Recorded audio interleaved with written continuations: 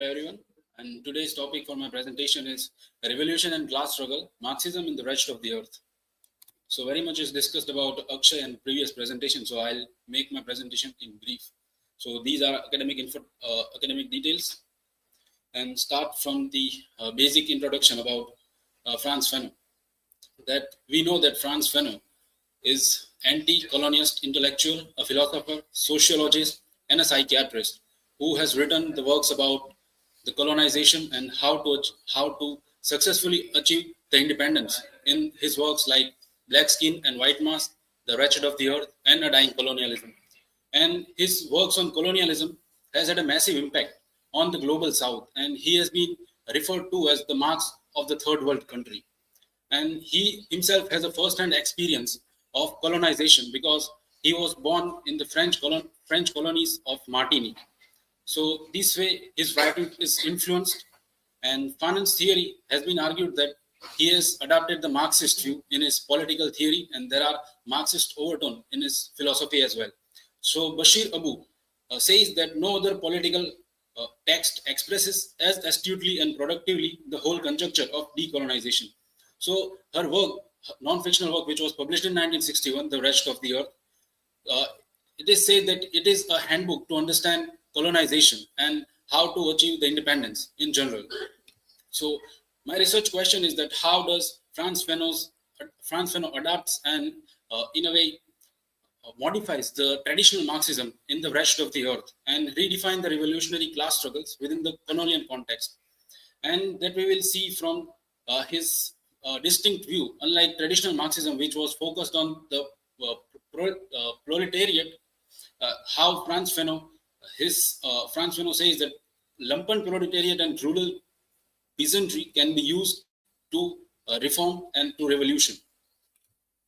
So first up, we have to understand the Frantz Fanon's understanding of colonialism.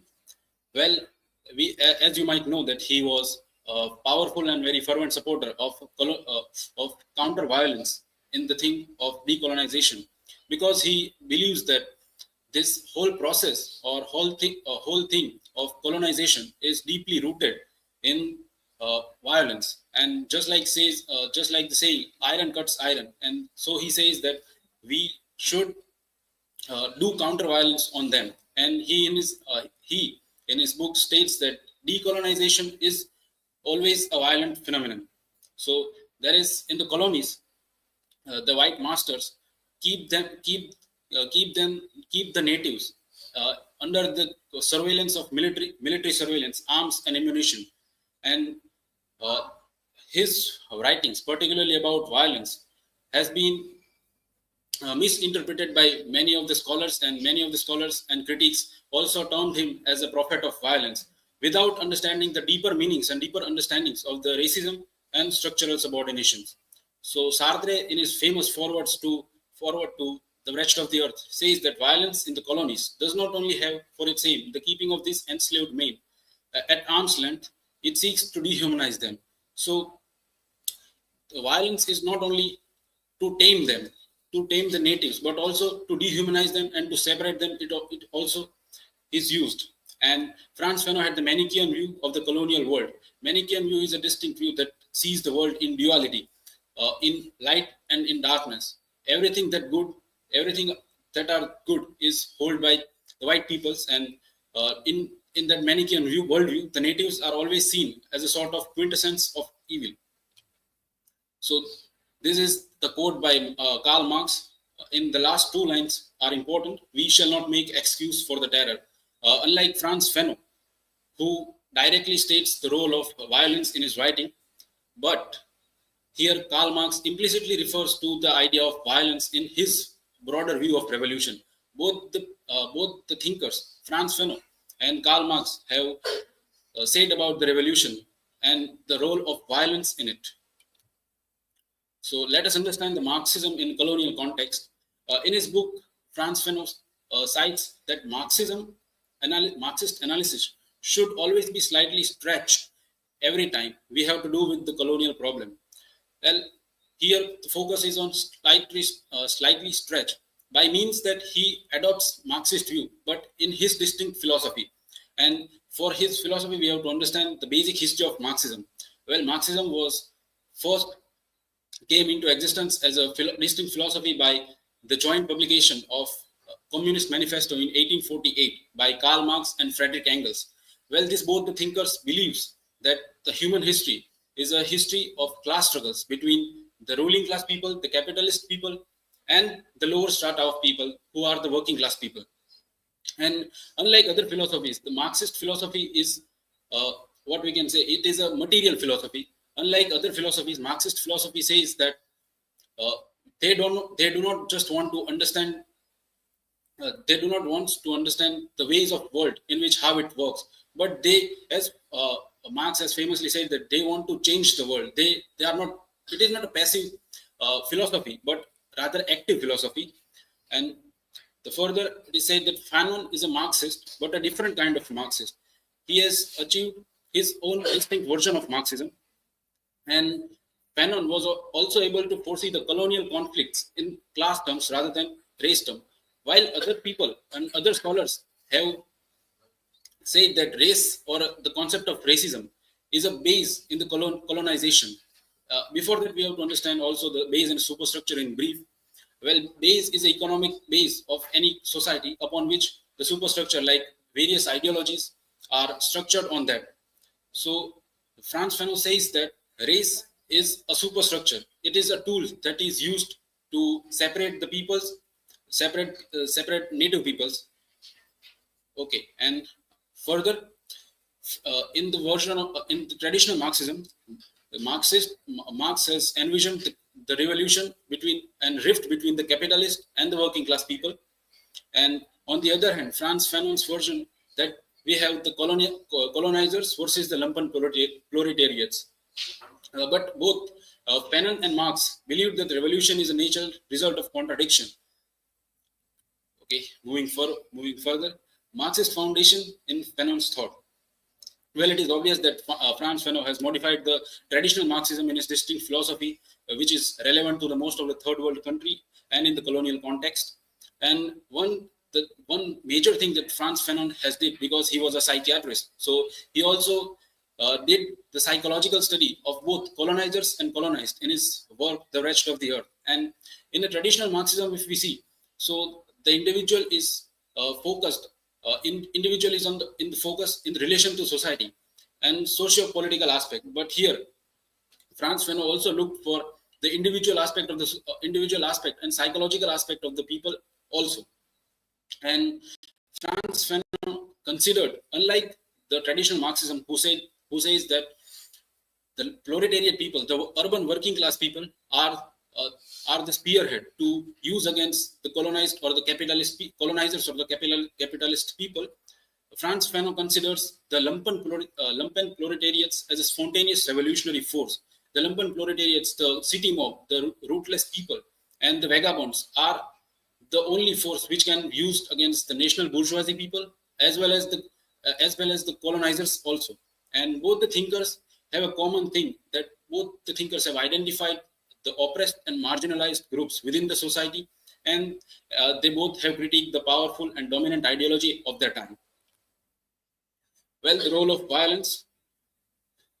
Well, violence is a cleansing force in the decolonizing country, and it is also a cleansing force in the sense that it decolonizes the mind and it frees the native from the inferiority complex that has been in their mind, and it was instilled by the masters.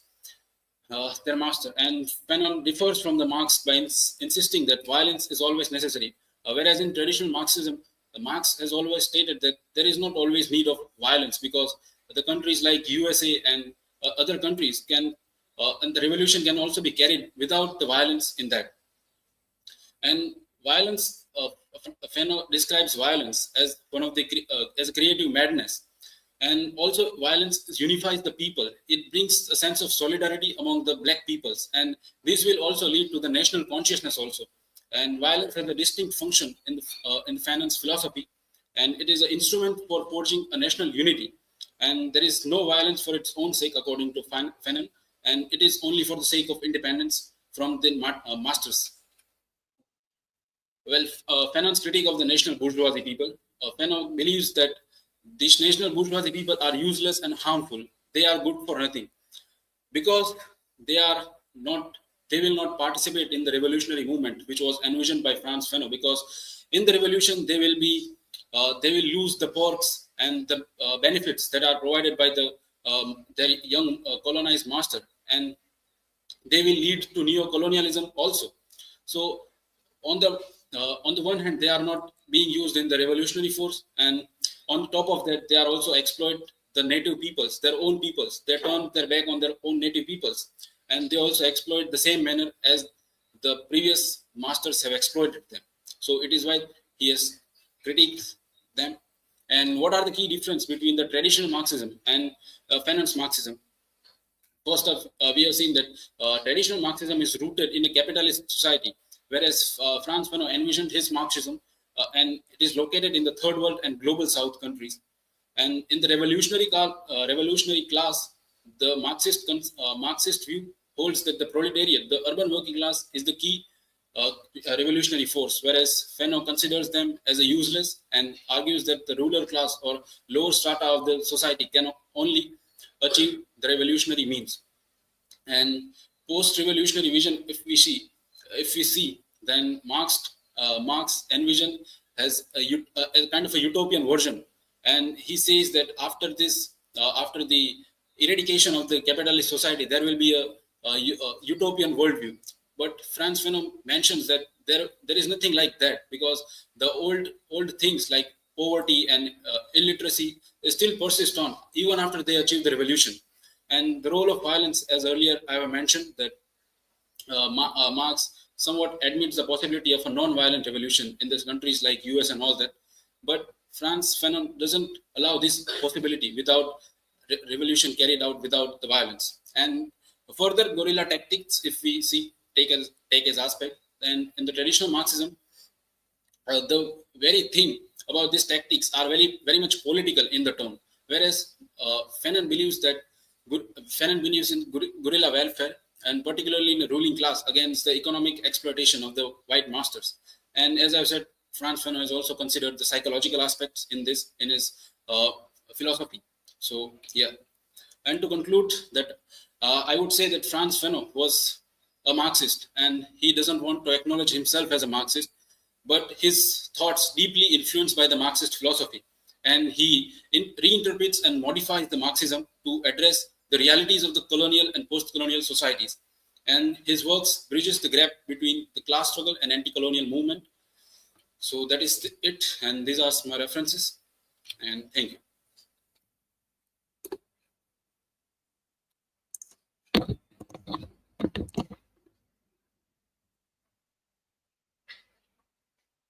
Akash, you mentioned in the presentation that Fanon adapted Marxism in a different way. According to you, what is the most important change he made to Marxist theory, offering a new perspective on Marxism? Well, he made various changes in the traditional Marxism, and as the history progresses, and the socio-cultural background also not remain the same, and he also adapted this in the colonial context. And as I mentioned, various points about how he changes the traditional Marxism to motivate his own further motives. So I am not repeating that, but one major point that he has changed in the traditional Marxism was that the inclusiveness of the psychological aspects of the both, not only the colonized but also colonizers as well. So this is one thing that he did to evolve his philosophy of Marxism.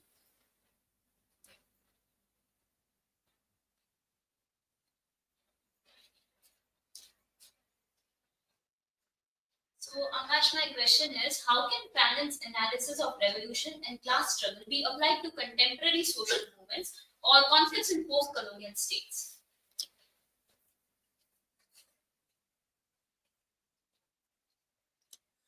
Well, as I've said, that Franz Fanon has developed his own version of Marxism, and there are various other versions of Marxism are also available. So it is not important to stick only to version of the Franz Fanon only, because there are various other philosophers and other thinkers like the Frankfurt School. If we take as an example, they are the neo-Marxist people, and they have developed their own distinct philosophy of Marxism, does not which does not ingrained in the traditional version of the Marxism, because in the traditional version there is what we can say major focus of them is the material aspect of the society and the base aspect. But after the influential figures like Louis Althusser and Antonio Gramsci, they have started their focus on the shift of superstructure, the various ideologies that have shaped the people's mind and perception. So this is, I hope this answers your question.